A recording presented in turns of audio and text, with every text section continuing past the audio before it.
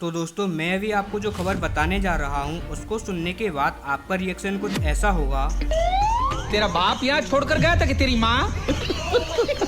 और लिटरली आपको यकीन नहीं होगा कि पाकिस्तान की सरकार ने ये बात दुनिया के सामने कैसे कह दी। अब वो खबर क्या है तो आप खुद आपकी स्क्रीन पर देख लीजिए। पाकिस्तानी सरकार की जो स्पोक पर्सन है यानी कि जो प्रवक्ता हैं, उन्होंने स्पेशली तौर पर ये कह दिया है कि जूनागढ़ भारत का कोई हिस्सा नहीं है।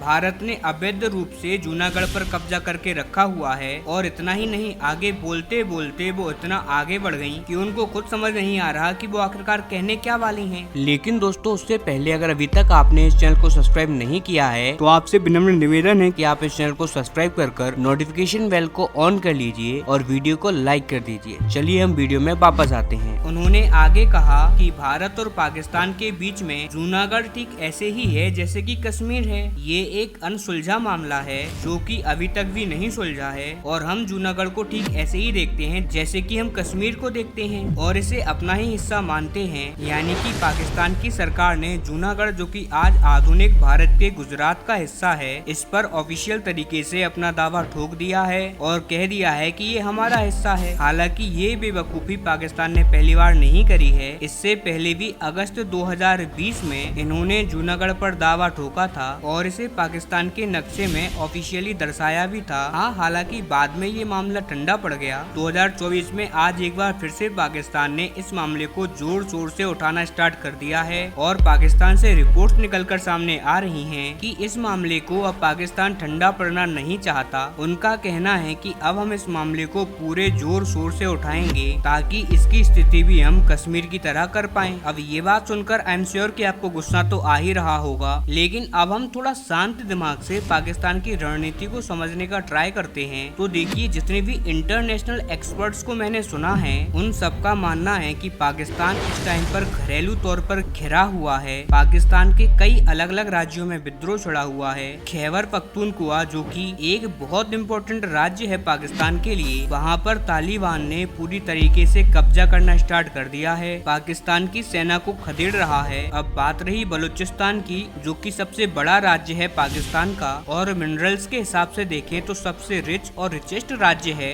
जो कि पाकिस्तान के फ्यूचर के लिए अत्यधिक महत्वपूर्ण है। तो पिछले कुछ दिनों में जो वहाँ हुआ है पाकिस्तान की सेना के खिलाफ, वो तो आप सब लोग जानते ही हैं। तेजी से पाकिस्तान के हाथों से बलूचिस्तान निकल रहा है। अब ऐसे में पाकिस्तान के लोगों का मोरल टूटना तो निश्चित है। अब इसीलिए पाकिस्तान की सेना किसी भी तरीके से अपने देश के लोगों का मोरल हाई करना चाहती है। वो बताना चाहती है कि हम अब भी भारत से टक्कर ले सकते हैं और भारत के कई इलाकों पर कब्जा करने की हैसियत रखते हैं। इसीलिए सिर्फ अपने देश को बताने के लिए और अपनी ताकत को दिखाने के लिए वो इस मामले को उठा रहे हैं। और ये बात पाकिस्तान के लोग और सेना और जो वहाँ के अधिकारी हैं उनको अच्छी तरीके से पता है कि जूनागढ़ तो छोड़िए, कहीं ऐसा ना हो कि बहुत ही जल्द पीओके भी उनके हाथों से निकल जाए, जो कि वो आजादी के बाद से ही कब्जा कर बैठे हुए हैं। वहीं मैं पाकिस्तान की सरकार और जनता से बस यही कहना चाहूंगा कि तुम्हारी सेना अभी तक अपने मुंह से मूंगफली भी नहीं फोड़ पाएगी और बात कर रही हैं अखरोट तोड़ने की, वो भी कहीं और से। और आई थिंक कि पहले उनको अपने देश पर ध्यान देना चाहिए। इन फालतू के बातों के चक्करों में पड़ोगे तो कहीं लेने का देना ना पड़ जाए, यानी कि कब्जाने का ट्राई करोगे और अपना बहुत ही बड़ा एरिया ना कब्जा बैठो। तो खैर, आपका इस सब पर क्या मानना है हमें कमेंट कर अपनी राय जरूर दें।